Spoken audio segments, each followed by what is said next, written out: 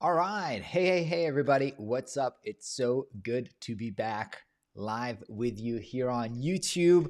And we've got some very cool presentation and workshop for you guys today. Let's see who is in the comments. Hello to Vanya from Croatia. What is up? Hi, Erwin from Belize. Good to see you. Hi, Noel from Ireland. Good to see you. Mark from England. Good to see you. Northern Ireland as well. Greg from South Carolina. Awesome to see you. Alex from Canada. Good to see you all. What's up? What's up? It's going to be super fun. I see Tom from Copenhagen. Fabio from Germany. Awesome. Anthony from Belgium. Good to see you all. I'm super excited for what we've got going on. Let's dive right into it, okay? So I've called today's session The Secrets of the T-Shaped Designer. And some people asked me before, what is it going to be about? And I didn't want to tell anybody because that would be, ruining all the fun. So let's dive right into it. Why did I make this session? What are we going to talk about? Let's dive right into it. Here's why I've made this presentation for you here today. I feel like most of the advice that I see about how to build your career, how to build your freelance, a lot of it goes, I think, gets career development wrong. And what do I mean by that? If you're just getting started in your career in web design and you're looking at videos online, it can look a little bit overwhelming. There's so many things. Oh my God, I have to learn this. I have to learn that. There's so many things. And it can be a little bit overwhelming. Okay. So a lot of people are not sure how to go about this, right? And so there's a big debate that's going on. And I see a lot of videos about this, whether I should be a generalist or I should be a specialist, right? The generalist says, well, I'm going to learn a little bit about everything so that I can do everything and I know a little bit, about everything. And the specialist says, no, you're going to be kind of like jack of all trades, master of none. That's not a good idea. You have to specialize, right? You have to niche down. You have to develop a very specific skill set so that you can stand out. And my problem is, I think that this debate in general, each of them, of course, has their pros and cons, but I think this debate in general is the wrong way to think about things. And I want to break it down to you. So here's why. Specialists, as I said, again, they're saying, well, I don't want to be a generalist because you're going to be a jack of all trades, a master of none. And you can be a specialist, especially if you're working in large organization, right? A lot of people are telling me, I hear a lot of people in our community, they say, I want to focus on research and strategy, right? Or some people say, yeah, I just want to do UI design, stuff like that. Well, if you're working in Google, it's a huge organization. They have, a person for each small cog, right? There's a person that is only doing research. There is a person probably that only does round corners on cards or whatever. Because in big organization, they can actually pay for very specific skill set. But a lot of time in clients need somebody who can handle the whole project. And so when you only have a specific skill set, that can be limited sometimes. Now, you can also be a freelancer. For example, there's a lot of people who only want to do Webflow development, right? They say, I only want to focus on the Webflow stuff. And you can be a Webflow, just a Webflow specialist. But the problem is, because a lot of the clients actually want somebody to handle their whole project, right? They're from including the design from start to finish, sometimes including the marketing. Then what that basically means is if you're only doing Webflow development, a lot of times you're going to end up being a subcontractor, right? There's going to be somebody who manages the project, and you can see it's very common in the Webflow space where people only focus and specialize in Webflow. They have to basically subcontract for design agencies who do the whole design project, and they're just doing the execution. Now, what's the problem with this? The problem is it's going to be hard to be a high value independent. You can do this, but a lot of times, because you're a subcontractor for somebody else, again, if you want to be a freelance, if you want to run your own business, and you don't have a whole agency, you're going to be limited by how much you can charge the person that then charges their client. So it's going to be very difficult for you to be just a specialist. Now, in the generalist perspective, you say, okay, so let me be a generalist and then I can handle the whole project. And yes, if you're a generalist, if you understand the whole process of web design, you can take projects from start to finish. That's great because you can lead a project, you can sell to a client. But the result of this is going to be, number one, maybe a low quality of execution. And I'm not necessarily saying low quality. Maybe that can be an average website. And the reason for that is because you don't really have deep expertise in anything. You're a generalist. You know how to do things, and the website can look okay. And I think this is where a lot of people in our community, a lot of designers that I review their portfolio, that's where they are. They can do okay websites, and they can charge sometimes maybe up to $3,000, maybe even $5,000 for a website. And they're trying to break through to the next level. How do I charge $10,000? How do I charge $20,000? And the reason that they're stuck is because of the quality of their website. They can't break through because they're not expert, right? So that kind of hinders them. Now, what you can do, and this is the beginning of building an agency, is you can say, well, you know what? I'm not a specialist in Webflow. I don't know how to build this with Webflow because it's too complicated. Let me hire a subcontractor to do that. Or maybe I don't know how to do this 3D modeling. Let me hire a subcontractor to do the 3D modeling for me. That's a great way to, if you're a generalist, that's your way to deliver high quality execution, and that's great.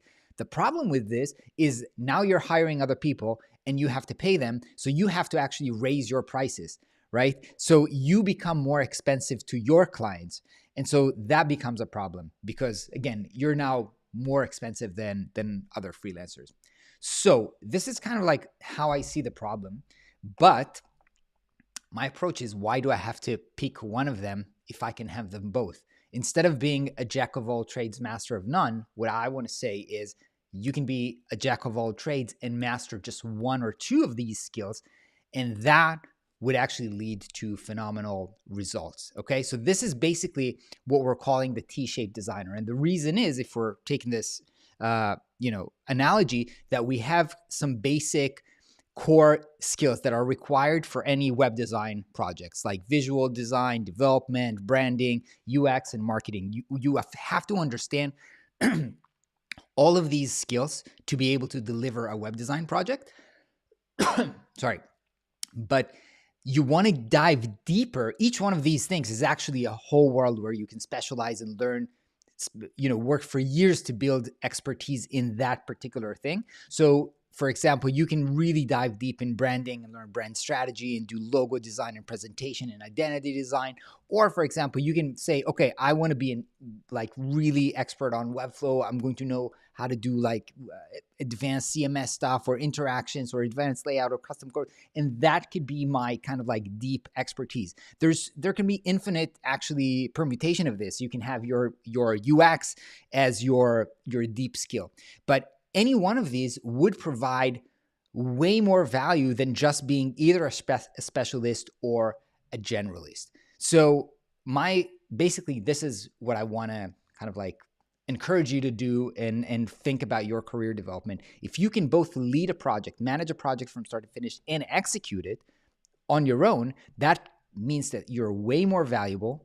That means that you're more productive, again, because you can do more things that other people can't do. And your unique T permutation is unique to you and sets you apart from other people. And you're ending up being more cost effective because you don't have to hire other people. You can do this unique thing on your own, as a freelancer.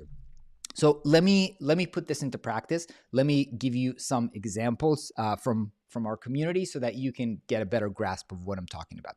So first example would be me. My first job was in a branding agency, and I've worked there for a while, and that helped me really kind of get a deep understanding in branding. And then I've actually went to work in a startup where I did product design. So I've built my expertise in this, and then I left and started learning Webflow. So I ended up building this kind of really, again, I'm not the most expert in Webflow. There's people who are more technical than me, who knows how to do custom coding and all kinds of integration stuff that I don't know, but I know enough. And that combination, including branding and product design, led to the fact that I can, for a very specific type of clients, in my case, it was startups just starting out, and they need product design, they need a brand, and they need to have that on a website. That gave me kind of like unique skills. Now, I'm not the best visual designer. If you can go to awards. I never won any awards. I can't actually do any one of these amazing, amazing, beautiful work. I'm not the master of typography or color, that kind of stuff. I'm not amazing with UX. I don't know much about research. I've never done research before. I've got like the general gist of what I need to be able to execute, but I don't have deep expertise in that, and in marketing as well. I don't know SEO.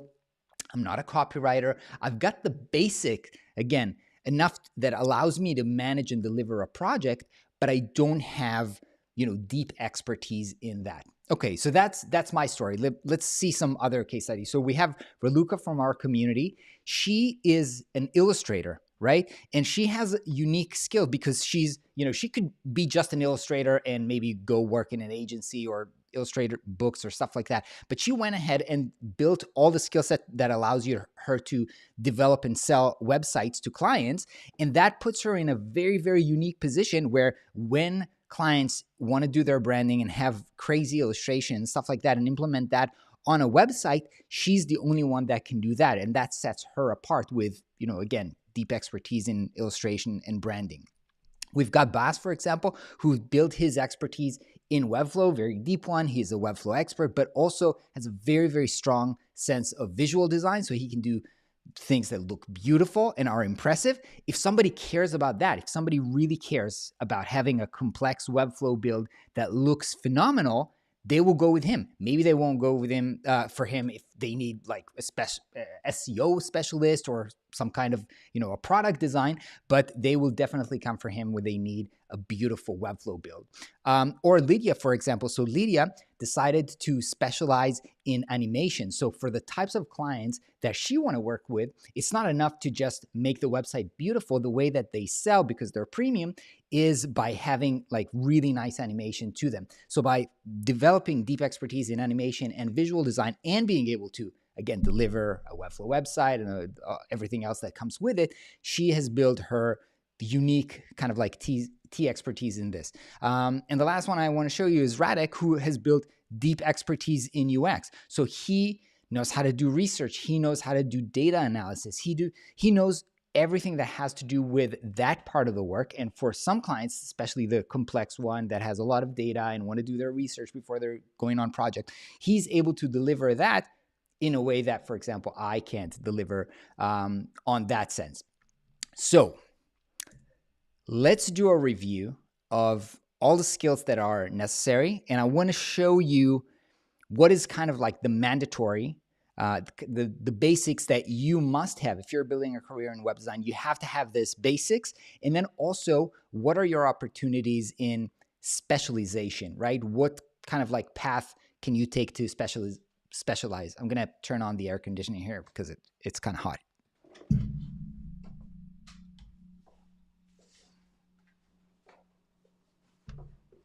I'm back. All right. So let's do an overview of the skill. So first of all, visual design, right? We're in web design. We have to make sure that the websites look actually good. So some of the general skills that you must have if you're designing a website is you have to understand layout and hierarchy. This is, by the way, the number one problem that I see with designers, that they don't have clear grasp on hierarchies.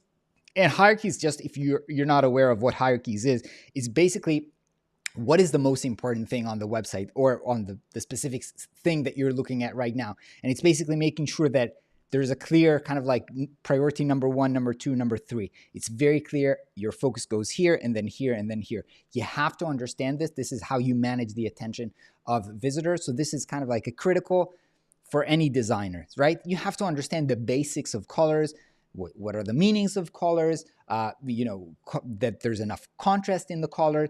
That kind of like basic stuff you have to understand. You have to understand typography. You have to make sure that the website is readable. You have to also understand the meaning of type. What does it mean if I choose this typeface or that typeface? Again, You don't need deep expertise in this, but this is a general knowledge that you that is not very difficult to learn the basics. Grabbing the basics, you can do that very, very quickly.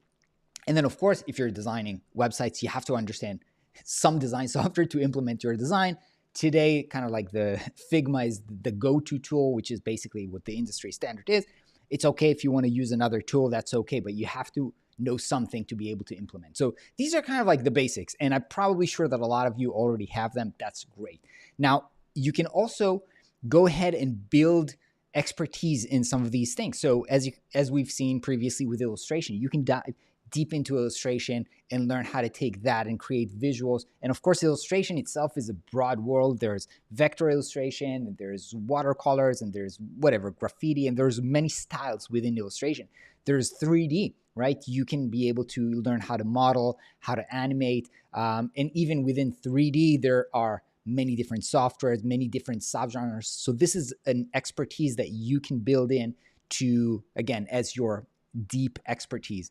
You can learn hand lettering, which is great for both visuals, great for logo design. So there's many things around that. Some people specialize in font design, which again is very strong in branding, but also in web design and stuff like that. A really, really great thing as well. Photoshop artists, not many people talk about this, but recently I've been starting to create tutorials on how I'm making the thumbnails for YouTube. And you know now that there's so many people who don't know how to create beautiful things in Photoshop. Again, because maybe Figma has become too popular, people kind of like neglect Photoshop and other image making tools. But you have to understand that making beautiful images with whatever, whether it's flurry or just beautiful visuals like you see in ads or like you see in a lot of, at the end of the day, web design is a marketing asset, and learning how to do beautiful visuals is something that can be very, very valuable. Photography, of course, is also something that you can develop deep expertise in. You can sell your clients, especially if you're working in industries like fashion, if you're working in industries like food, restaurants. Knowing how to take food photography, that is an incredible skill to be able to deliver if you're working with clients in that space.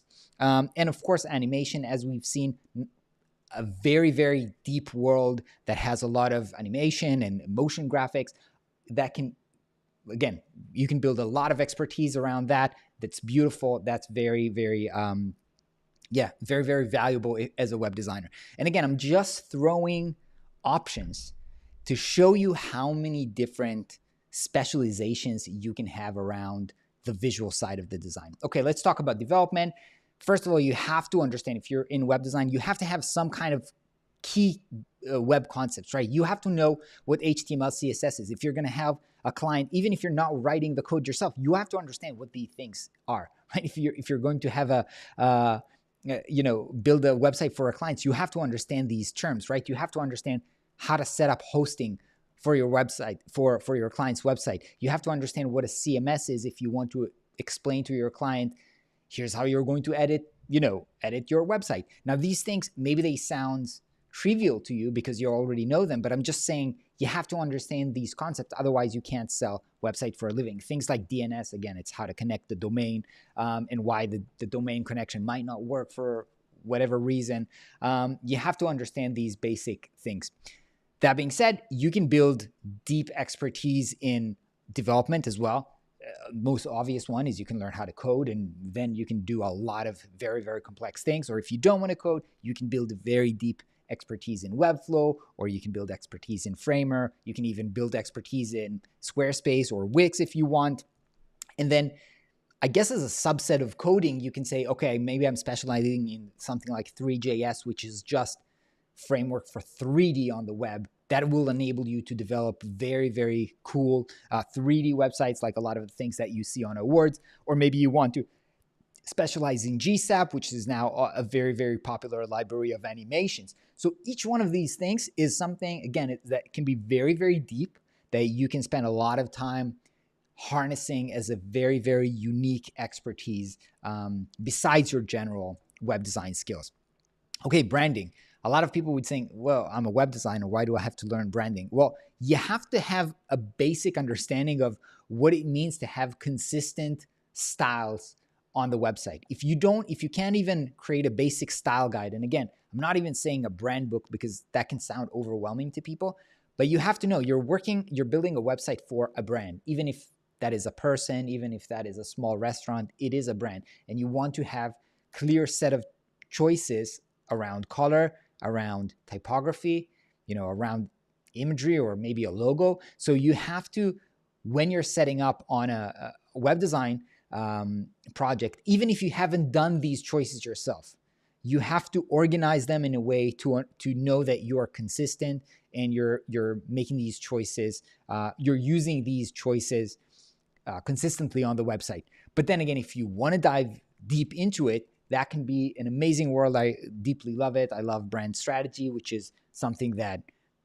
again, I'm very excited about, and it's really, really great. You can be a logo designer, which is a great expertise. You can be an identity designer, which is how you're implementing all the designs on very different aspects or application. You can be in the brand messaging, which is also, I really, really love this. Trying to think, how do we take this strategy and put it into words, right? So it's a little bit of copywriting, but it's another expertise that you can build.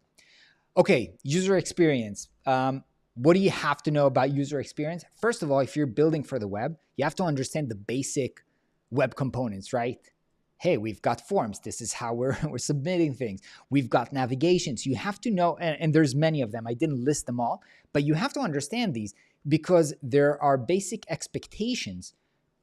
Other people who are browsing the website already know these components and have certain expectations of what happens. If you're going to hover on a button, the user expects to see something changes to even just a cursor to indicate that this is clickable. If you don't understand how these very basic components work, then you're going to mess this up, or the user is not going to understand what you want from him.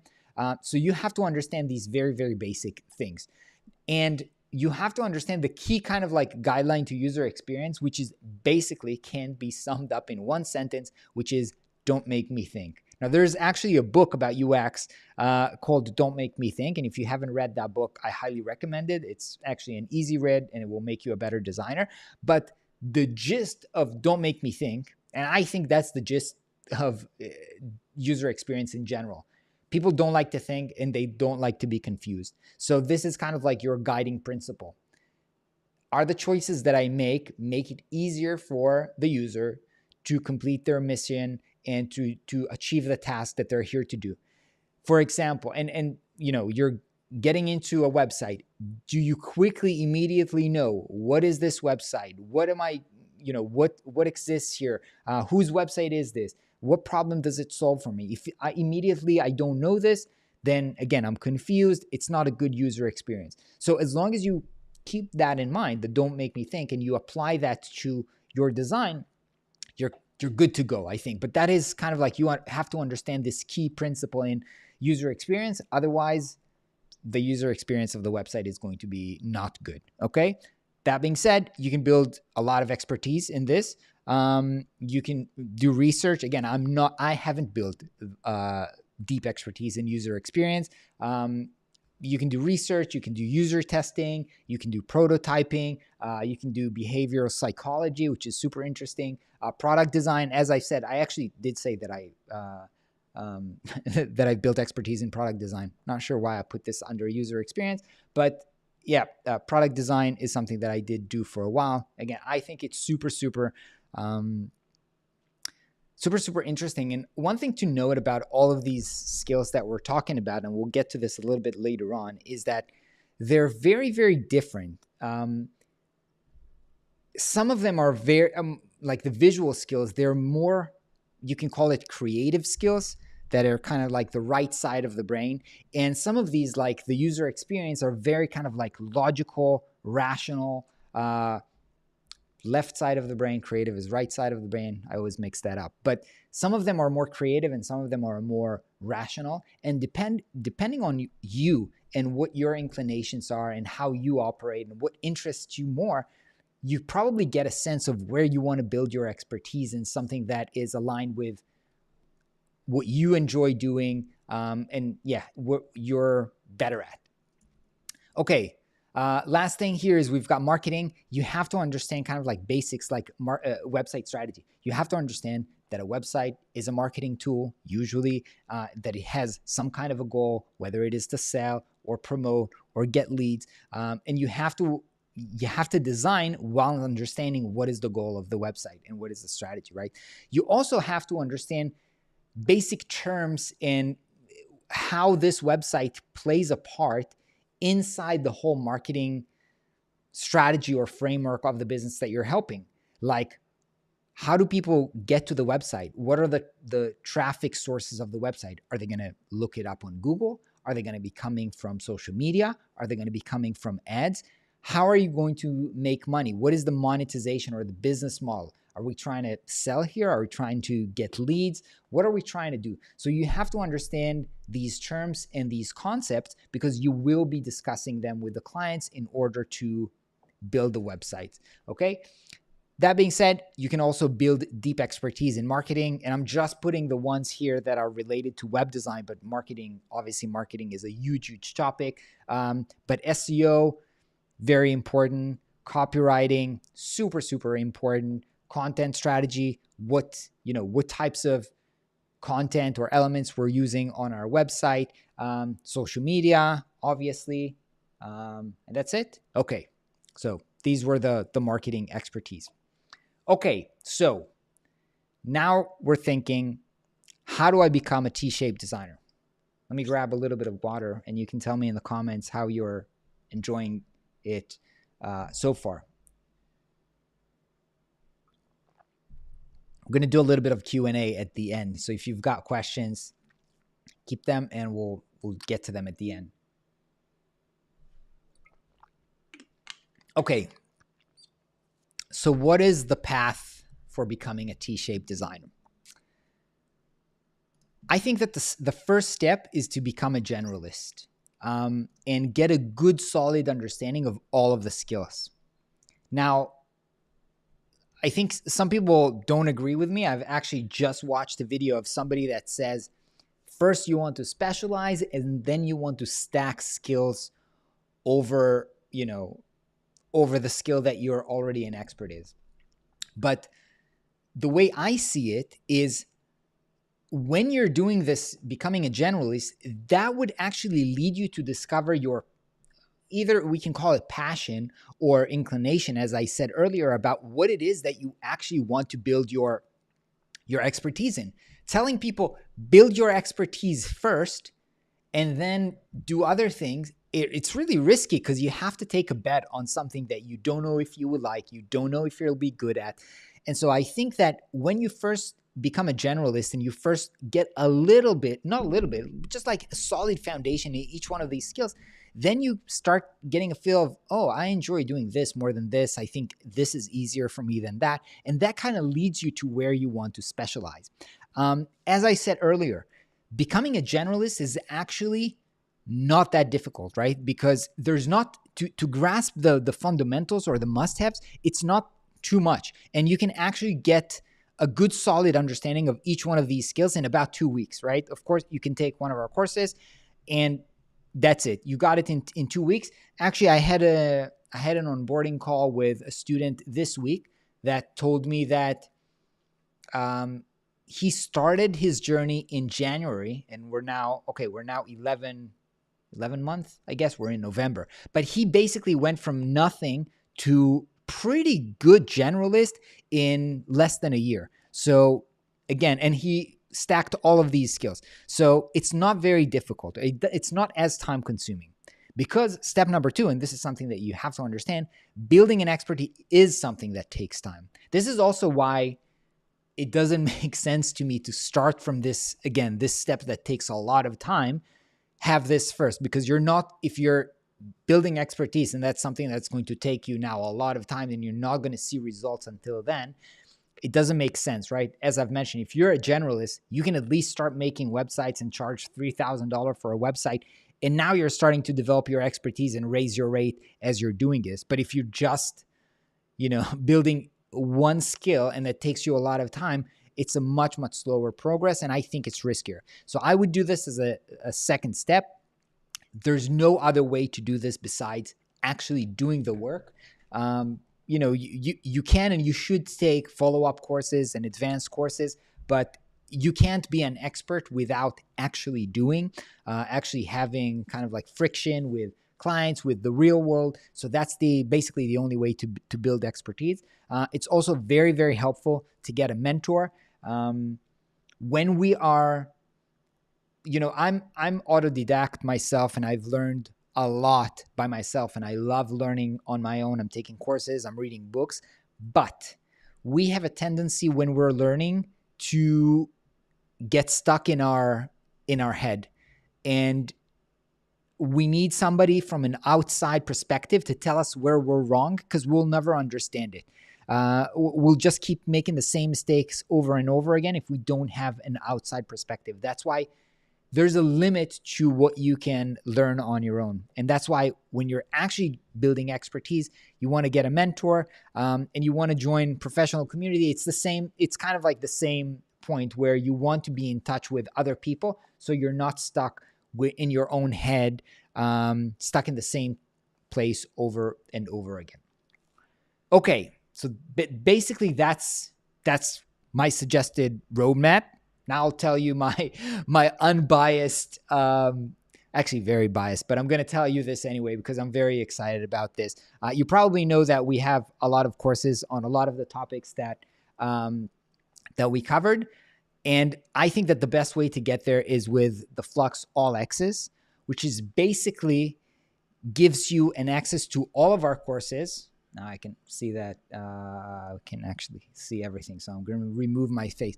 It's basically going to give you all of the skills to become a web design generalist. It has, the Figma for the visual and the UX, core design skills for the visual skills, brand design mastery for the branding, web design, becoming a pro. It's both the visual and the UX and the generalist of development. Webflow Masterclass and Framework Masterclass are actually already starting to go deep into development. Right side is marketing. It's around copywriting and content strategy. And the Six-Figure Freelancer, both business and marketing. So this is kind of like the core. It gives you access to everything that we have.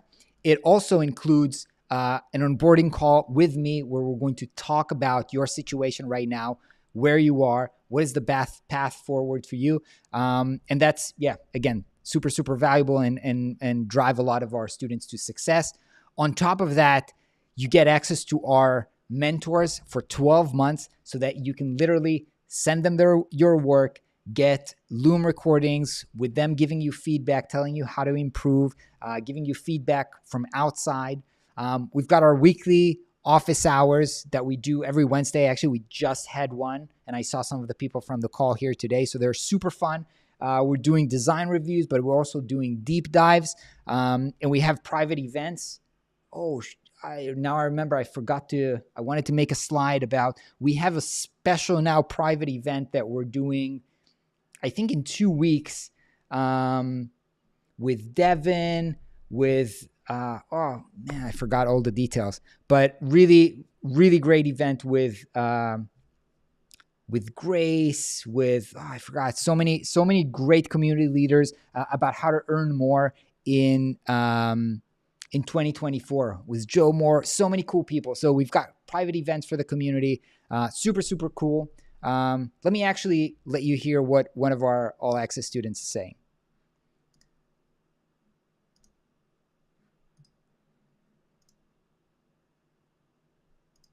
Hello everyone, my name is Andrei Sandov. I'm a web designer and developer, and I'm here to share my story inside Flux Academy All Access program. So everything started for me on the 19th of July this year when I joined the course. And the reason why I did is because I had all the information in one place. I learned brand identity, brand strategy, how to build websites, how to develop them.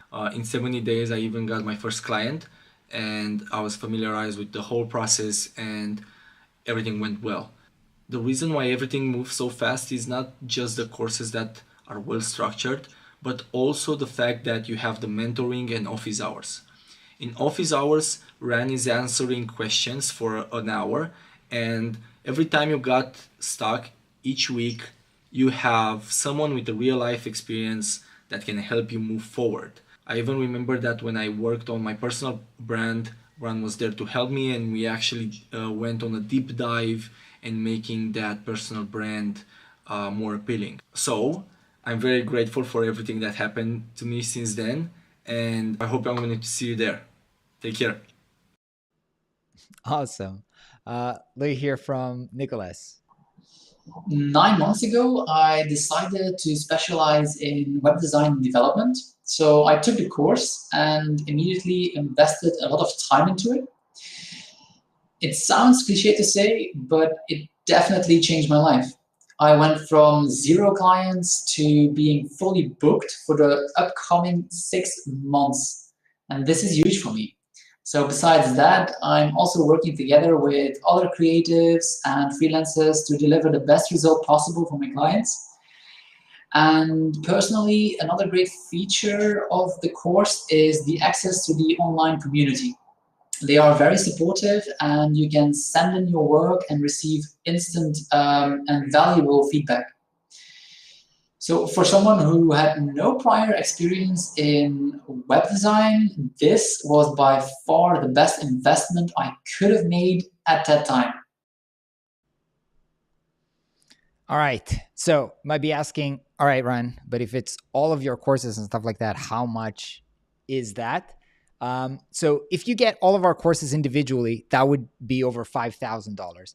In the all access package, it's actually $2,600.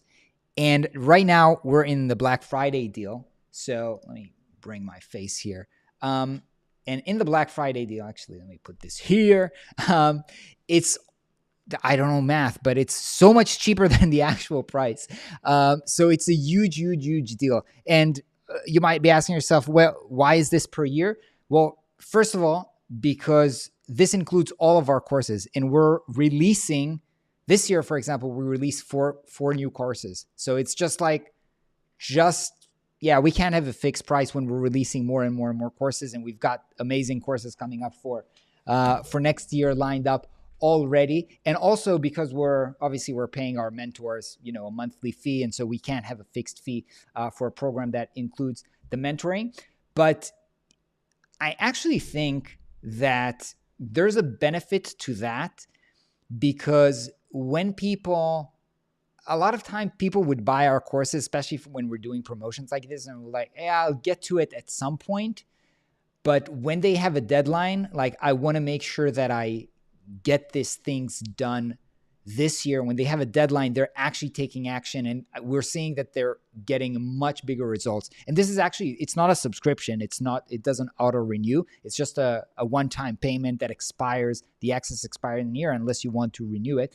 But that really drives people forward to take advantage of everything that we offer and see the value. And of course, like everything that we're doing, it includes 30-day money back guaranteed, no questions asked. So there's actually no risk for you. And if you're saying right now, yeah, it sounds cool, but I'm super busy right now, and I can't afford this, and I'm not talented, and this will not work where I live, I just want to tell you that, of course, there's always going to be an excuse for not taking action right now. But we've seen so much crazy results from our students, and you can go on our website and read their story and see the videos. And this is the Black Friday deal. I mean, it only comes once a year. It's really the best deal of the year. So I would say don't sleep on it, and let's do this together. And yeah, I hope this was helpful and valuable for you. Let's do some Q&A. Tell me how you're feeling. Tell me what questions you have, and let's try to tackle them together. So I'm just going to review the comments here. Do you offer payments plan? Yeah, we do have a 3 payment plan. I think, yeah. Sirhi, I see. Agree. After each office hours, you get big inspiration. One of the big values. Yeah, Sirhi also been doing huge progress. Good to see you here as well. Okay, question, Moondog. Is using Figma to map up your design 100% necessary? Because I find it's just like doing the work twice. I like to just create the design on the design platform itself. Okay, let me answer that question. The difference between a design software like Figma and a development platform like Webflow is that with Figma, you can experiment with different designs very fast. Let's see if I put this here on the left, on the right, move this here, move that here. Let me duplicate this file and look at option A versus option B. That makes it very, very easy to experiment and try out designs.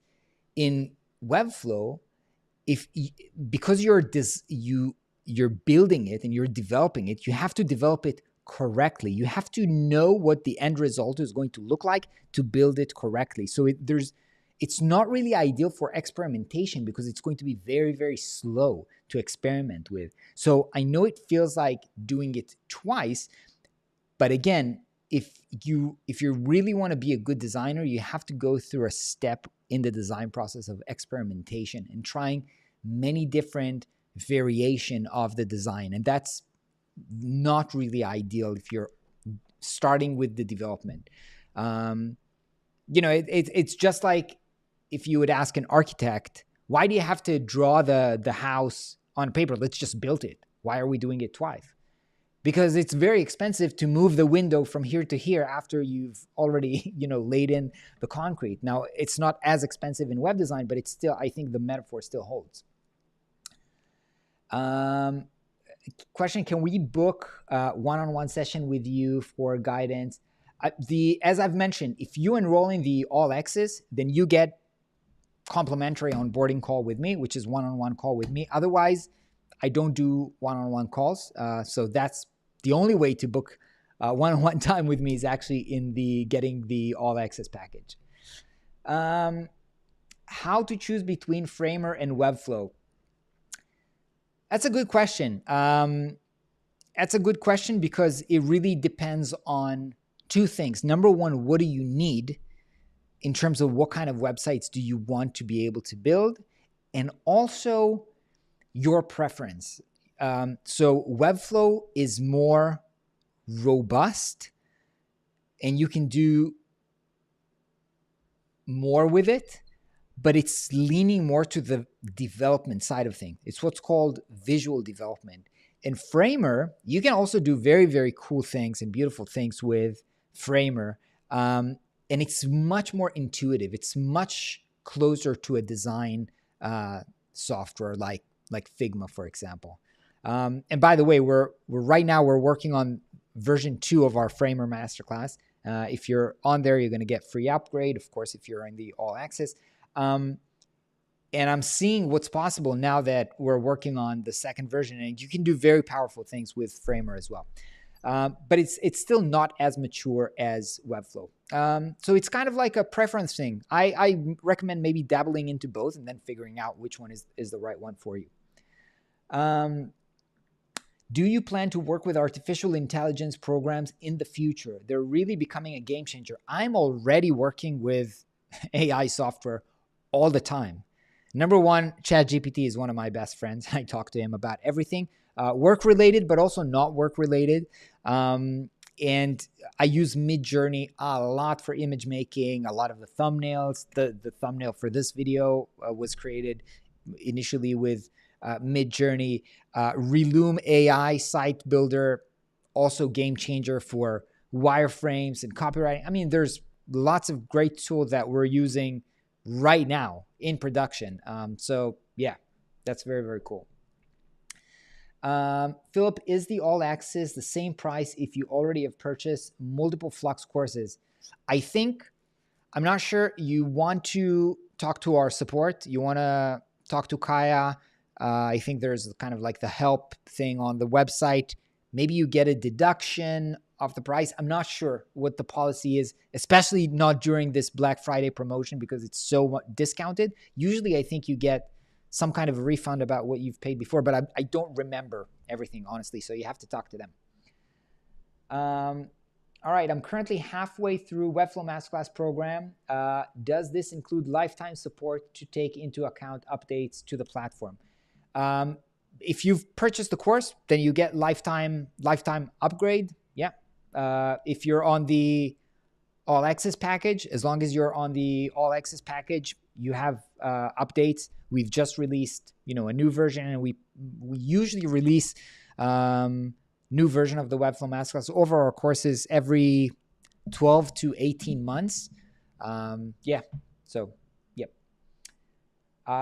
In your opinion, what area of expertise has the least competition out there for solo freelancer?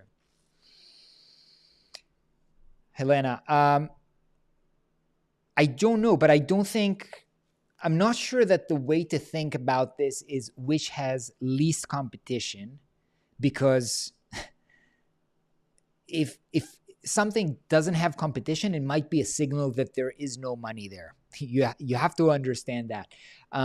Competition is not necessarily bad, but you have to tackle it with your own edge, right? So as I've mentioned, it's kind of like the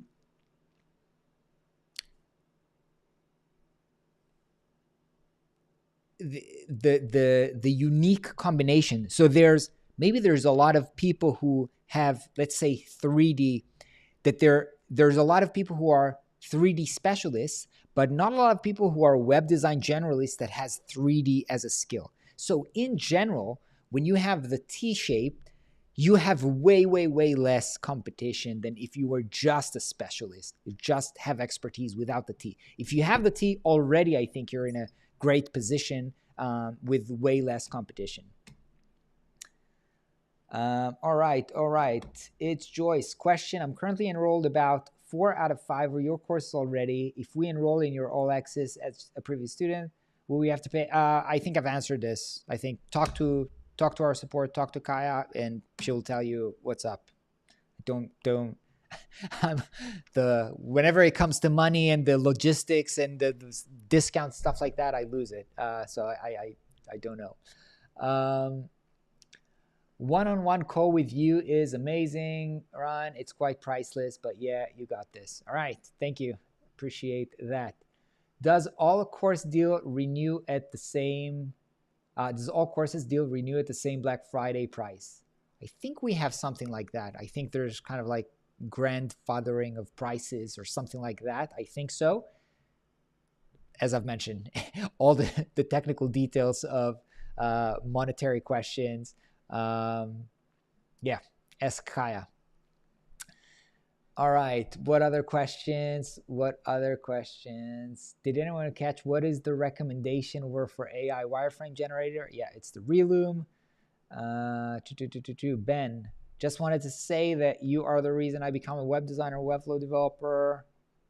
Awesome, man. Thank you. I really, really appreciate that. Ali, I read this in the Atomic Habits book, and you are talking about it. Awesome. I've heard a lot of good things about that book. I actually have not read it myself. Question: how do you decide on what to specialize in if you have various areas of interest and no strong inclination of any?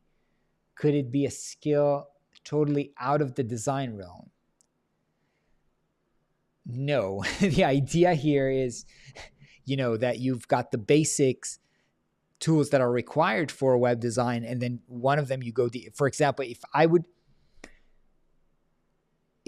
would tell you I'm a web designer, but I'm expert on piano playing, that would not contribute to a lot of value in web design unless I only work with pianists. Then, the fact that I also have piano might make it easier for me to sell. But in general, if piano has nothing to do with web design, it's not relevant. If you don't have an inclination, I would just dabble. I mean, I gave, I think, like lots of lots of ideas on what you can go deep in each one of the skills. Just try to dabble. I wouldn't overthink this. I would kind of like, what course do I want to do now? Let's try to learn this and see how it goes. Haha, Andre, yeah, I was in the video. Yes, you were. You're also on the website, by the way. Amazing. Thank you so much for sending the video. Your thoughts on SEM and OpenAI. I have to say that the tweet that really made me laugh on the last week was, I can't wait to see Sam Altman's new design subscription agency. That really made me laugh, but unfortunately, he's back at OpenAI right now. Anya, will all of the course be ready for UX and UI app design job? No. Good question. No. I was planning to do a kind of like product design or app design course this year, and we've basically tried to do validation with our community, and we've sent an email about this. And honestly, there wasn't much interest in it. As I've said, just because I personally love this topic of product design and app design, I was really excited about making this course, but it seems like most of the people in our audience had no interest in that. So for now, we don't have a course, and it's actually not on the roadmap. For next year, but I've got some very cool things coming up. Probably Spline course coming up, making visuals with AI. All of these, there's a lot of things that are cool that are coming up next year, I think. Course on GSAP, possibly, Fabio. This is one more thing. There's also now a very cool tool for animation called Rive. I don't know if you've checked this out, but it's also pretty cool. What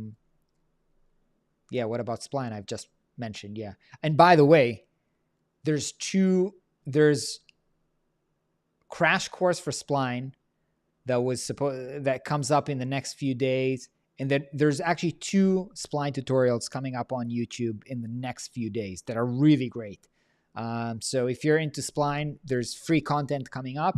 And based on, we'll see the reaction, we might do a full-on course on Spline. But I'm very excited about Spline. It's very, very cool. And I enjoyed playing around with it. I would like to know Adobe XD and Figma. I mean, which is the best? That's a question that is not relevant because Adobe killed XD and bought Figma. So basically, Adobe told you which one of them is the best. Do not get started with Adobe XD. It's a dead software. Are there a big difference between web and app design? Yes, there is. There is, because as I've mentioned, web design is a marketing. Basically, it's a marketing asset. So the very important thing there is storytelling and imagery and telling the, again, brand story. So it's much more creative. Apps are very, very logical. You have to be able to do the function, and it's not so much about the design needs to serve a very logical and rational process. And what you're thinking about flows and jobs to be done. It's not so much about storytelling. It's not so much about creativity. It's about getting the job done. So again, if I compare to the left side of the brain, right side of the brain, the web design is more to the right side of the brain, and app design is more to the left side of the brain. Again, both of them super fun, but they're different. Yeah. Question, what's your opinion on using Wix Studio as a professional web designer? Is it considered respectable? I'm not so worried about the respect of other people. I'm more worried about whether the tool is good. I've played around with it very quickly. A few weeks ago, it was buggy. It was super, super slow. I was not impressed with it. That being said, although I'm a big Webflow fan, I'm not disrespectful of Wix. I think Wix is a very strong company. I know a lot of people working there. They're good people.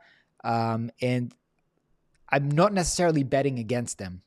So right now, the product is not baked enough for me, but I'm not saying that it might not be good in a few years. Now, I'm laughing because a couple of years ago, they came up with Editor X as a competition for Webflow. And I basically said the same thing. I said, well, it's not good enough. Let's see in about 3 years, maybe it will be good. And 3 years have passed, and what happened is they killed Editor X and they launched Wix Studio. So that hasn't panned out yet, but I'm giving them the benefit of the doubt because I like them. Yeah, maybe not yet then. Not for me. All right, let's do a couple more. Cheers from Norway. I'm taking my first e-commerce project. Can you sum up what is crucial to start with and not to forget? My past were portfolio websites. Thanks for making. Well, you have to remember with e-commerce is somewhere. No, I wouldn't say that it's more like an app, but it is very hardcore into selling. So you have to remember that there, it's not so much about telling a brand story. It's more about also functional. Is it easy to see the product? Is it easy to see it? You have to understand the question that people and the objectives that people have when they're buying. Can I trust this? How does it look? Does it have in my size? What other people are saying? How fast is the shipping? They have all of these objections, and you have to design in a way that answers all of these objections and make it easy for them to add to the cart and buy as easy as possible. Because it's all about 100% about conversion and sales. That's the juice in e-commerce. What is your recommendation instead of Wix or any Webflow tool? I mean, basically my preference is Webflow. I'm also seeing a lot of great things done in Framer. So I think Framer is a great choice for a lot of people. So I would definitely look into one of these two. Coming off a layoff, the job market for the design art direction is crushingly competitive, with most roles now remote and getting thousands of applications from all over the country. How do you compete? David, good question. Good question. And I feel you, honestly. I have a friend who's super, super talented, and he was a very high level manager in, Google and some of the best companies. And he was looking for a job for like a year, and he is top tier again with working in the best companies. So it is tough in the job market economy right now. You stand out with a strong portfolio, and also I think with your personality. You get out there, you make it easy for them to understand who you are, whether it's Loom videos or just like introducing yourself or showing up, or I don't know. But honestly, I'll be super, super honest. I haven't interviewed for a job, in like 10 years since I went solo. So I don't know, maybe I'm not the best person to ask about getting a job. All right. Question. Do you prefer to have full transparency on pricing or to inform your clients about custom pricing at the very end? I'm not sure I understand the question. You never tell the client the pricing at the end of the project because they have to commit to a price at the beginning of the project. But I also can't price a project before I understand what do they need, because no two websites are really the same. It's not as if oh, this website had 3 pages and this website has 3 pages, I can charge the same for them.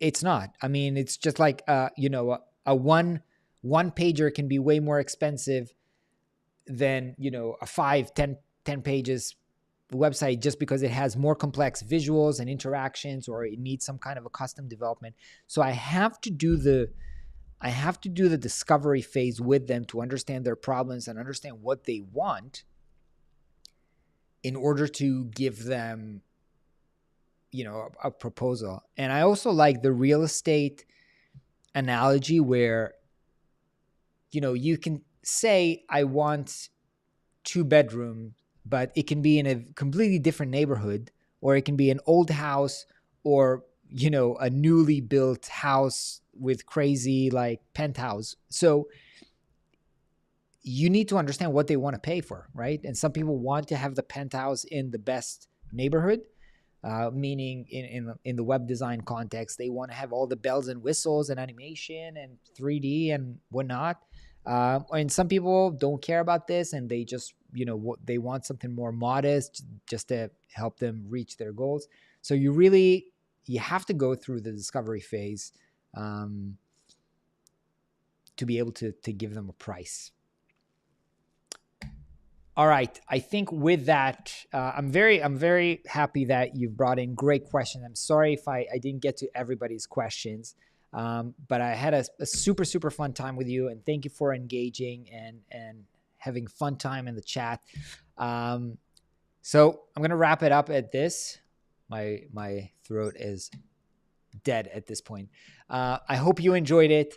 As I've mentioned previously, it's Black Friday. If you want one of our courses or our all access program, now is the time to get it. Don't miss this out. I don't know when our next promotion is going to be. So do it, and I'll see you there, or I'll see you on the next video. There are going to be great videos coming up very, very soon. Thank you for being awesome. Talk to you soon.